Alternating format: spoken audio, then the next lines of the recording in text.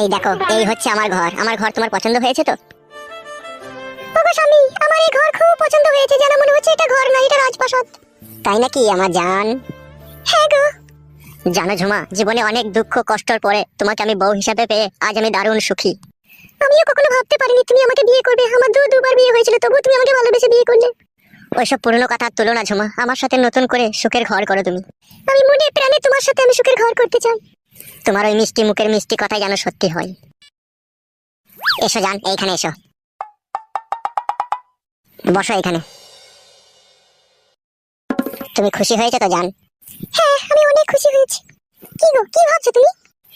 ভাবছি অনেক কিছু জান। কতদিনের আমার স্বপ্ন ছিল তোমাকে আমার এই ঘরের ভিতরে খাটের উপরে পাবো। সে স্বপ্ন আজকে আমার পূরণ হলো, তাই আমার মনের ভিতরে কি খুশি হচ্ছে গো জান। শুধু রাত হতে দাও, সমস্ত ভালোবাসা তোমাকে আমি উজাড় করে দিয়ে দেবো। এখনো মনে হচ্ছে আমি স্বপ্ন দেখছি।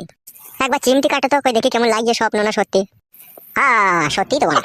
তোমার এইটা আগে যেরকম দেখেছিলাম তার থেকে একটু মোটা হয়ে গেছে। লাই গো শোনা। ও ফুটু খানকি ছেলে খুব খবর যে খানকি ছেলে অন্য কত টিপেছে শালা। তুমিও টিপবা? আমি শুধু টিপি রাই দেবো নাকি তোমাকে? মুখে বলে চলে যাবো, ওটা আমার বহুত দিনের স্বপ্ন। পূরণ করে নেবে, আমি তো তোমারই। কি রে বোকাচোদা, বিয়ে করে নিয়ে এসে এই ঘরের ভিতরে বসে বললি কেন বে? বেগুন গাছগুলো জল কে দেবে বে?